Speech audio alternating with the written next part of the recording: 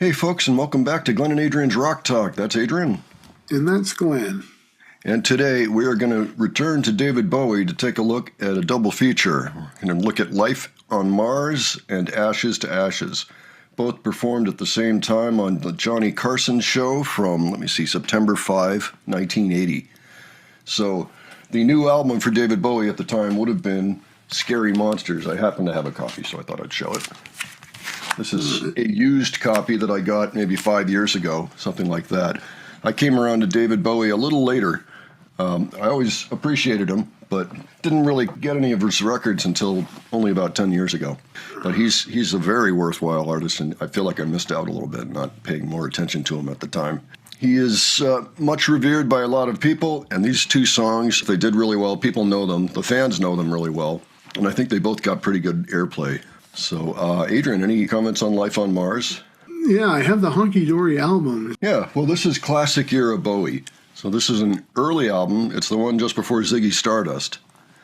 So it's a fan favorite. So that's why he's playing it in 1980, to kind of ease people into his brand new song at the time, Ashes to Ashes. So, all right, why don't we start by just taking a look at the clip. Ooh, We'll come back to it. Okay, all right, let's take a look. I think we got everybody jazzed up now. I think you're in for a treat. The next guest you all know, David Bowie.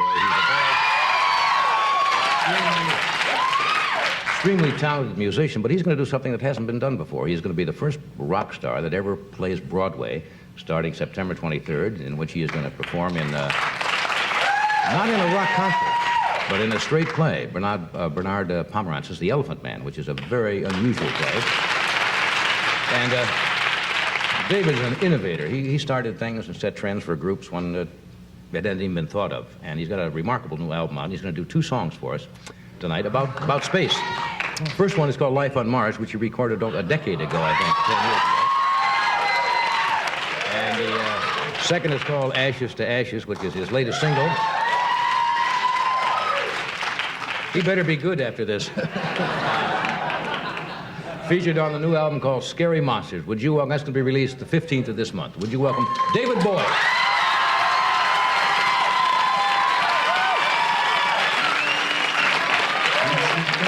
A small affair to the girl with the mousy hair, and her mother is yelling no, and her father has told her to go, but her friend is nowhere to be seen as she walks through her sunken dream to the seat with the clearest view. And she's hooked to the silver screen, but the film is a saddening bore, 'cause she's lived it 10 times or more. It's about to be lived again, as she's asked you to focus on sailors fighting in the dance hall. Oh man, look at those cavemen go. It's a freaky soul. Take a look at the old man beating up the wrong guy. Oh man, wonder if he'll ever know. Is in the best-selling show. Is the life on Mars.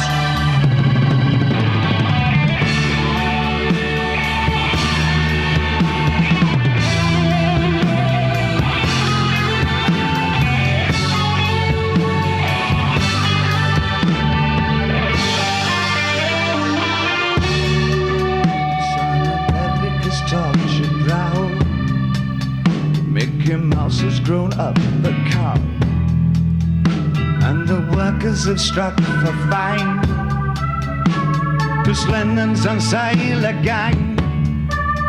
See the mice and their million hordes, from Ibiza to the Norfolk Broads. Rule Britannia is out of bounds. To my mother, my dog and clown. But the film is a sad thing for, 'cause I wrote it face inside some more. It's about to be risen again. As I ask you to focus on sailors fighting in the dance hall. Oh man, wonder if they'll ever know. Isn't the best-selling show? Take a look at her. Oh man, beating up the wrong guy. Oh man, wonder if he'll ever know. It's the best-selling show. Is the light on?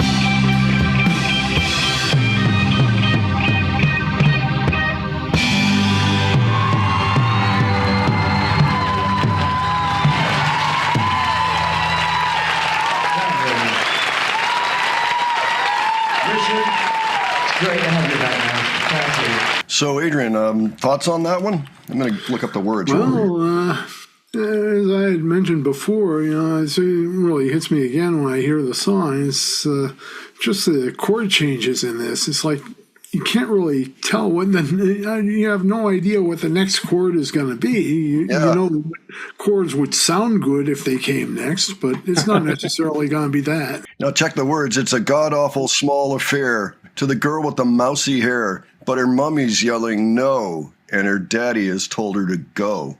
So it's like a big deal. Like she's got a problem here. She feels insecure, I would have to say, and her parents are giving her a hard time.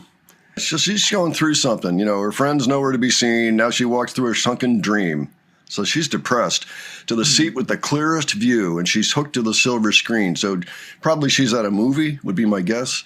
But the film is a saddening bore. She's lived it 10 times or more, so she watches this movie a lot. She could spit in the eyes of fools as they ask her to focus on sailors fighting in the dance hall. That's in the movie. Oh man, look at those cavemen go. It's the freakiest show. Take a look at the lawman beating up the wrong guy. Oh man, wonder if he'll ever know. He's the best-selling show. And then, is there life on Mars? So it's interesting. Yeah, Mickey Mouse has grown up a cow.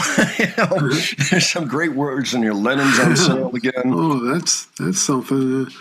Because Lennon's on sale again? Yeah, and remember, they were friends.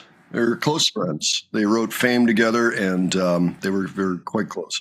It's kind of interesting when you look at it that way. Like, it sounds like somebody who's kind of suffering in life, trying to get to the escape of the movie, but sees that the movie is just nonsense, and they're sick of the movie. And now they're like, well, is there life on Mars? I feel like I'm on Mars. Is there life out here somewhere? That's kind of what I get from it. I would say that your assessment of it sounds accurate. Yeah. Well, it's funny. I've enjoyed the song forever, but this is the first time I've really taken a close look at the words and analyzed them. Yeah. Again, I think it's an amazing factoid that Rick Wakeman is all over this album.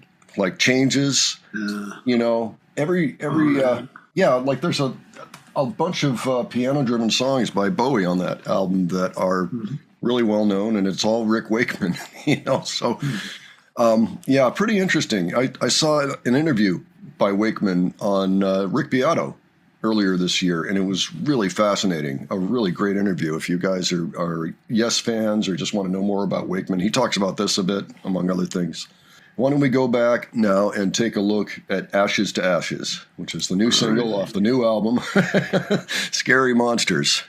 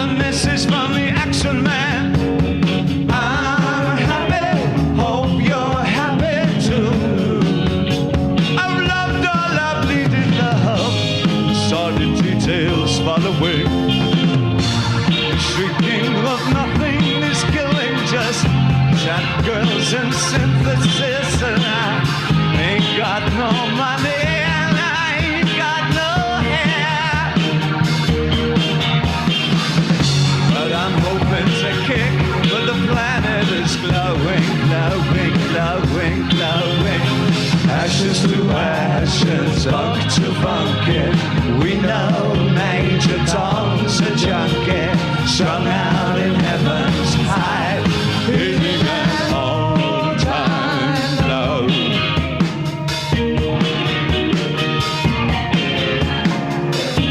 To build to sail tonight keeps following me. The little green wheels are following me. Oh no, not again.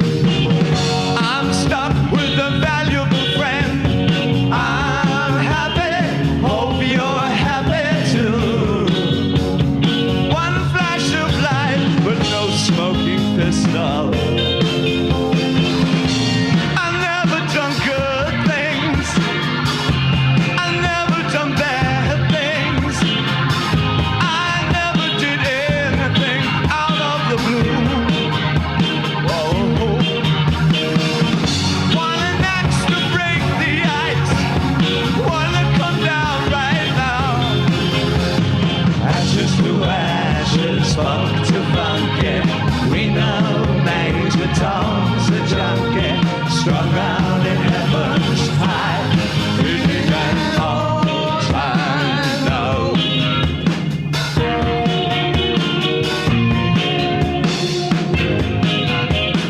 My mama said to get things done, you better not mess with Major Tom. My mama said to get things done, you better not mess with Major Tom. My mama said to get things done, you better not mess with Major Tom. My mama said to get things done, you better not mess with Major Tom.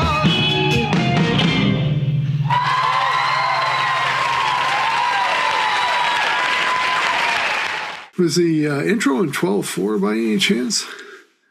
Yeah, I think so. Well, yeah. It sounded like. Yeah, either that or it's three measures, and they just kept doing three measures or something. 4/4. Yeah, it could be that, except that when they came out, it was kind of a funny place. You were mentioning in the last song how the chord changes are always really interesting with Bowie. Yeah. Here's another Well, this prime. is a variation of that, I guess. Well, it's a prime example, yeah, Yeah. because you're never quite sure where it's going to go, but it tends to work out pretty well. Also, I'm wondering about the double neck guitar. Both necks are 6 strings. And it's like usually when you see one of those, it's like one neck is a bass and one's a guitar, or one's 6 strings and one's 12 strings, or something like that. Or you got John Paul Jones adding a little mandolin on top, and you have 3 necks. Again, the Jimmy Page thing. And people must have done it before Jimmy Page, but I can't really think of anybody. The only other example I could think of, Genesis with Michael Rutherford, he's got a bass on one neck and a 12 string on the other neck. I think I have a performance where they played in 1973, and he's got that. Well, actually, by that time, Jimmy Page had one too, so maybe that just happened to be a year where they rolled out that type of guitar, and some of the musicians really jumped on it, and Jimmy Page was the most, you could see him the easiest, doing it. Maybe we'll have to look into that sometime, the history of the double necks. I also noticed there was an arp string ensemble in there, and it was used to great effect on both songs. That's what that rolling kind of flangy, stringy sound was. That was a string ensemble. Yeah. Oh, wow. Yeah, and I found it interesting, too. The guy playing string ensemble and, I guess, Rhodes underneath it on the first song is the guy that switched over to the double neck guitar. So, versatile musician. I'm sorry, I don't have any musician credits, from that particular thing.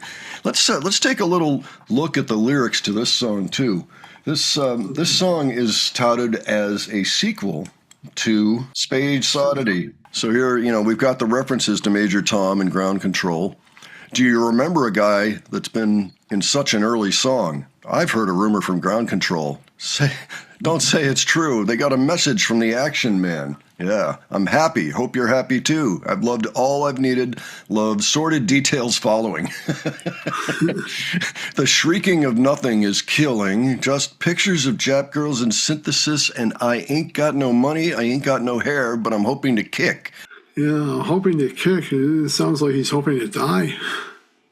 perhaps. Yeah, that could be. Yep. Because he's off there, the last we heard of him, he was floating away in space, with no way to get home. That's the end of the song. It's like, oh, goodbye. Well, see you later. And it says, ashes to ashes, funk to funky. We know Major Tom's a junkie, strung out in heaven's high, hitting an all-time low.